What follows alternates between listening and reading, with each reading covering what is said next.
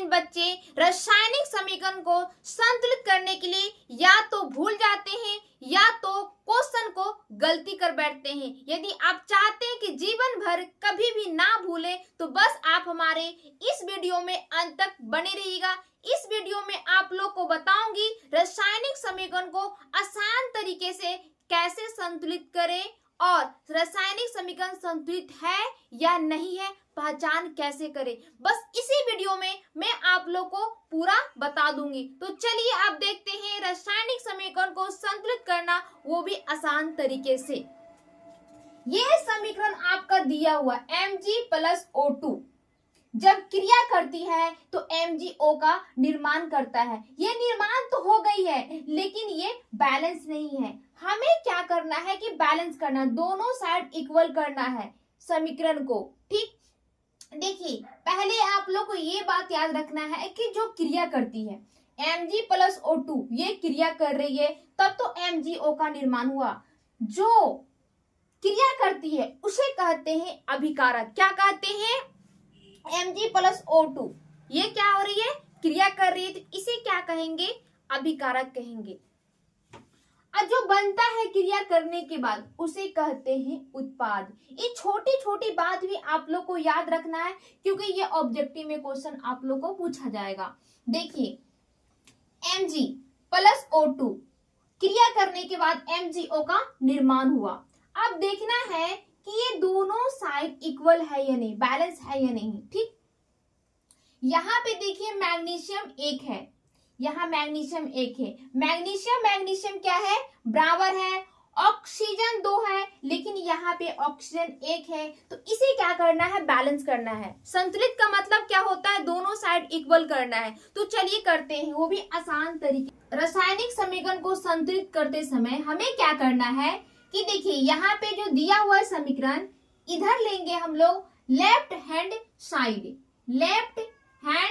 Side और इधर लेंगे राइट हैंड साइड। अब क्या करना है कि लेफ्ट हैंड साइड की ओर मैग्नीशियम कितना है? मैग्नीशियम 1 है। ऑक्सीजन कितना है? ऑक्सीजन 2 है। ठीक, अब राइट हैंड साइड की ओर देखना है कि मैग्नीशियम कितना और ऑक्सीजन कितना है। यहाँ पे मैग्नीशियम कितना है? मैग्नीशियम 1 है। ऑक्सीजन कितना है? ऑक्सीजन भी 1 है।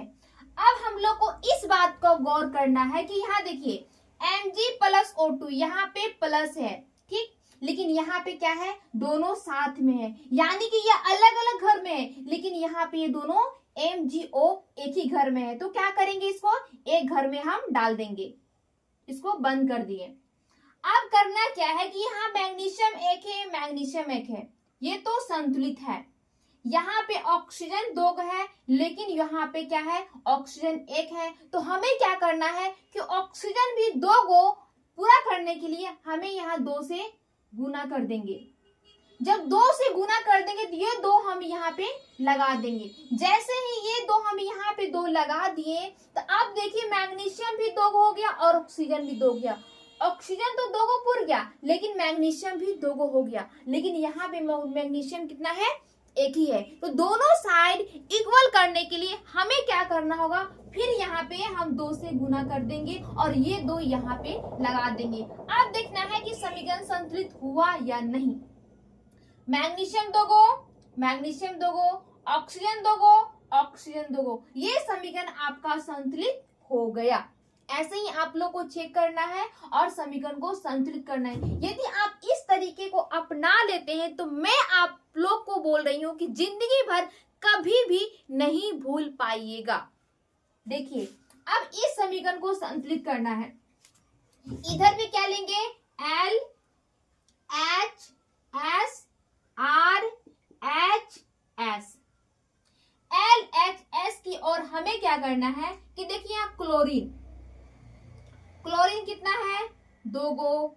हाइड्रोजन कितना है? 2 गो, ये तो ठीक है। अब यहाँ देखिए हाइड्रोजन कितना है? 1। क्लोरीन कितना है? 1। अब यहाँ देखिए ये दोनों एक घर में थे, एक घर क्या करेंगे? इसको घेर देंगे। अब देखिए कि यहाँ पे क्लोरीन 2 गो है, यहाँ क्लोरीन 1 है, हाइड्रोजन 2 गो है, हाइड्रोजन एक है, तो हमें क्या करेंगे, यहाँ 2 से गुना कर देंगे, 2 से गुना करेंगे तो यहाँ 2 लगा देंगे। यहाँ देखिए क्लोरीन 2 गो, क्लोरीन 2 गो, हाइड्रोजन 2 गो, हाइड्रोजन 2 गो, ये समीकरण आपका संतुलित हो गया। तो मैं आशा करती हूँ कि आप लोग को समझ में आ भी रहा होगा। यदि आप लोग को कोई भी डाउट है तो आप कमेंट बॉक्स में बताइए। हर डाउट को क्लियर करने के लिए मैं यहाँ पे हूँ।